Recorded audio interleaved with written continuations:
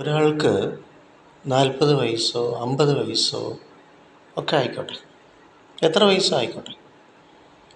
പക്ഷേ ഒരാൾ 25 വയസ്സ് 30 വയസ്സ് ആ പ്രായത്തിൻ്റെ, അല്ലെങ്കിൽ ഒരു കുട്ടി വളർന്ന് 20 വയസ്സ് 22 വയസ്സ് ഒക്കെ ആയിക്കോട്ടെ, ആ പ്രായത്തിൻ്റെ ശാരീരിക വളർച്ചയും ആ പ്രായത്തിനനുസരിച്ചുള്ള മാനസിക വികാസവും ഉണ്ടാകുന്നു, വാസ്തവമാണ്. പക്ഷേ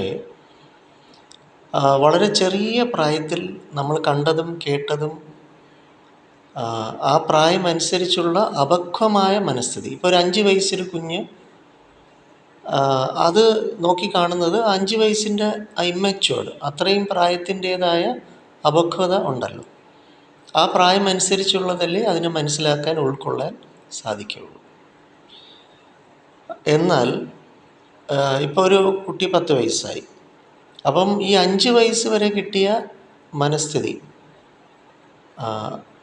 അനുഭവം, നേടിയ അറിവ്, ആ എക്സ്പീരിയൻസ്, ആ ഫീലിങ്സ്, അതനുസരിച്ചാണല്ലോ അത് ഉള്ളിൽ കിടപ്പുണ്ട്. ഇപ്പോൾ ഒരു കുട്ടി 10 വയസ്സായി, എന്നാൽ ആ 10 വയസ്സ് വരെ ശാരീരിക വളർച്ച, 10 വയസ്സിൻ്റെ മാനസിക വളർച്ച ഉണ്ട്, ശരിയാണ്, വാസ്തവമാണ്. പക്ഷേ ആ 5 വയസ്സ് 6 വയസ്സ് അതിന് പിന്നിലുള്ളത് ഉള്ളിൽ കിടപ്പുണ്ട്.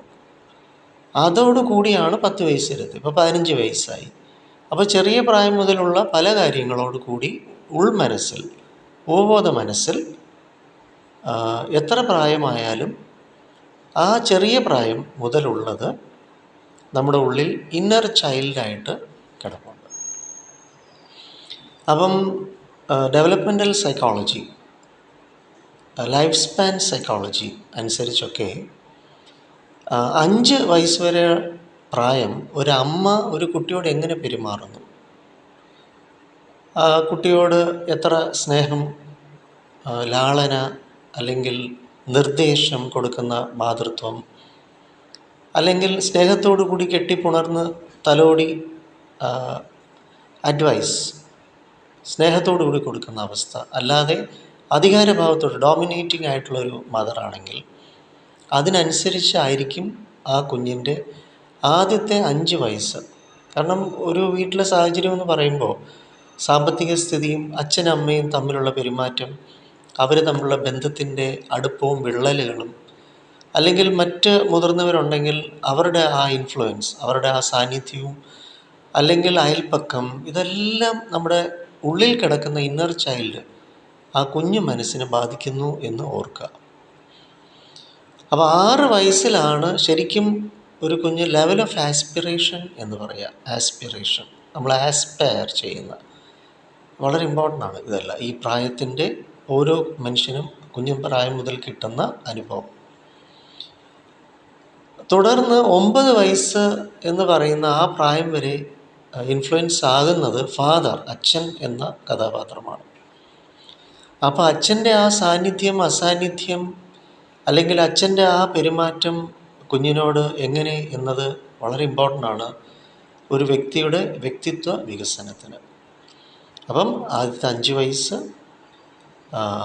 9 വയസ്സ്, അപ്പോൾ ഏതാണ്ടൊരു 12 വയസ്സാകുമ്പോൾ തന്നെ ഫസ്റ്റ് സ്റ്റേജ് നമ്മുടെ ഇന്നർ മൈൻഡ് ഡെവലപ്മെൻറ്റ് ആയിക്കഴിഞ്ഞു. അപ്പോൾ ഒരു കുഞ്ഞിനെ സംബന്ധിച്ചോളം നമുക്കറിയാം, 5 വയസ്സ് ബാലിക അല്ലെങ്കിൽ ബാലൻ, തുടർന്ന് അങ്ങനെ പയ്യനാവുന്നു, അല്ലെങ്കിൽ ഒരു പെൺകുട്ടി, പിന്നീട് കൗമാരപ്രായം. അപ്പോൾ അതിൻ്റേതായ ഒത്തിരി ഹോർമോണൽ ചേഞ്ചസ്. അപ്പോൾ ഇതെല്ലാം നമ്മൾ വളരുന്ന സാഹചര്യം, മുതിർന്നവരുടെ പെരുമാറ്റം, സാമ്പത്തിക സ്ഥിതി, വിശ്വാസം, അവിശ്വാസം, അങ്ങനെ ഒരുപാട് ഘടകങ്ങൾ ഉണ്ട് ഒരു വ്യക്തിത്വത്തിന് അവരുടെ വികസനം, അല്ലെങ്കിൽ ഉള്ളിലുണ്ടാകുന്ന ഒരുപാട് തരം പേടി, ഉത്കണ്ഠ, ആകുലത, ആദിവ്യാധികൾ, തുടർന്ന് അവർക്ക് ഉണ്ടായേക്കാവുന്ന ശാരീരിക രോഗാവസ്ഥകൾക്ക് പോലും നമ്മുടെ കുഞ്ഞുനാളിലെ അനുഭവങ്ങൾ ഉള്ളിൽ കിടക്കുന്നത് പ്രാധാന്യം അറിയിക്കുന്നുണ്ട്. അപ്പോൾ പിൽക്കാലത്ത് ഒരാൾക്ക് ഉദാഹരണം ഒരു പ്രമേഹ രോഗം ഉണ്ടായി, അപ്പോൾ ജനിതകമായും അല്ലെങ്കിൽ അത്തരം കാര്യങ്ങൾ ഡോക്ടേഴ്സ് അല്ലെങ്കിൽ മെഡിക്കൽ വേൾഡ് പറയുന്നുണ്ട്, വാസ്തവമാണ്. എന്നിരുന്നാലും നമ്മുടെ മനുഷ്യരത്തിലുണ്ടാകുന്ന ഓരോ അസുഖങ്ങൾക്ക് പിന്നിലും മനസ്സിന് വലിയ റോളുണ്ട് എന്ന് ഞാൻ എൻ്റെ എക്സ്പീരിയൻസിൽ, എൻ്റെ റിസേർച്ചിൽ, എൻ്റെ പ്രാക്ടിക്കൽ, എൻ്റെ സൈക്കോളജിസ്റ്റ് എന്ന നിലയിൽ ഒരുപാട് അനുഭവങ്ങൾ എനിക്കുണ്ട്. എൻ്റെ റിസേർച്ച് തന്നെ സ്വകാര്യമായ എൻ്റെ പഠനം തന്നെയും ഈ ഒരു